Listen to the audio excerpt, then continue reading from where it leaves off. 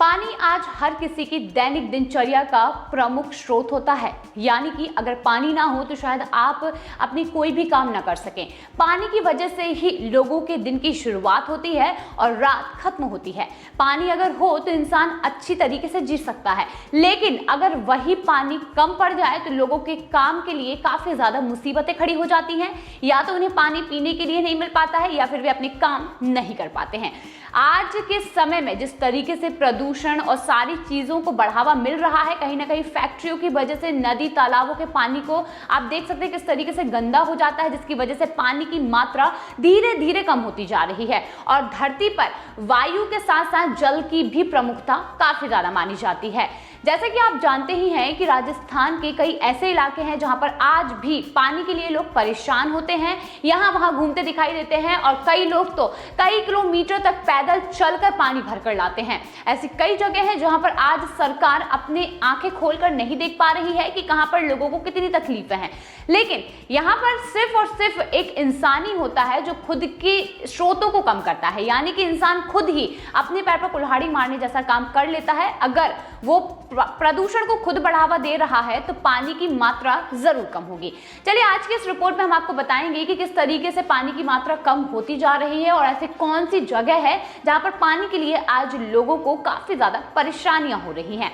भारतीय विज्ञान संस्थान ने यहाँ पर चेतावनी देते हुए कहा है कि यदि भारत के कुछ शहर अपनी जल आपूर्ति का कुप्रबंध जारी रखते हैं तो उन्हें जल्द ही दक्षिण अफ्रीकी शहर केपटाउन से भी बदतर स्थिति का सामना करना पड़ सकता है। जी हाँ, दक्षिण अफ्रीकी शहर केपटाउन को 2015 से 2018 के बीच पानी की गंभीर कमी का सामना करना पड़ा था। लंबे समय तक औसत से भी कम बारिश होने के कारण केपटाउन में यह स्थिति उत्पन्न हुई है।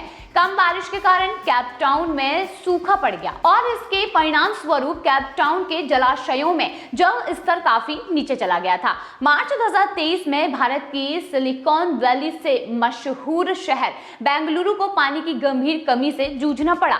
दक्षिण अफ्रीकी शहर केपटाउन को 2015 से 2018 के बीच पानी की गंभीर कमी का सामना यहाँ पर करना पड़ा था और इसका प्रमुख कारण शहर के जलाशयों में पानी का निम्न स्तर था। पानी का जल स्तर इतना नीचे पहुंच गया था कि शहर की जल आपूर्ति पूरी तरह से ठप हो सकती थी। मजबूरन अधिकारियों को सख्त वाटर रेशनिंग मेजर्स को लागू करना पड़ा था, जिसकी वजह से कहीं ना कहीं मामला थोड़ा नॉर्मल हुआ। केपटाउन की हालत इतनी गंभीर हो गई थी कि डे 0 की आशंका उत्पन्न हो चुकी थी और पूरे पश्चिमी केपटाउन में सूखा पड़ गया। हालांकि सितंबर 2018 के बाद चीजें थोड़ी बेहतर होने लगी और 2020 तक पानी की आपूर्ति सामान्य हो गई। बेंगलुरु में पानी संकट का मुख्य कारण कावेरी बेसिन में कम बारिश का होना है।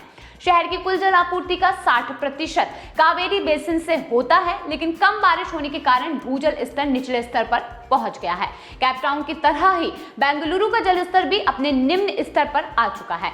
इसी तरह की ये समझा जा सकता है कि जब केपटाउन में जल संकट था उस वक्त केपटाउन के थेवाटरस्क्लोफ बांध अपनी क्षमता का केवल 11.3% ही भरा हुआ था और यही नहर केपटाउन शहर के लिए पानी का एकमात्र बड़ा स्रोत होता था। अब उसी तरह बेंगलुरु का KRS बांध अपनी क्षमता का 28% से भी कम भरा हुआ है। कर्नाटक के उप मुख्यमंत्री DK शिव कुमार का ये कहना है कि शहर के 13,900 सरकारी बोरवेल में से 6,900 सूख गए हैं और शहर के कई जगह पानी की जरूरतों को पूरा करने के लिए पूरी तरह से पानी के टैंकरों पर निर्भर हैं।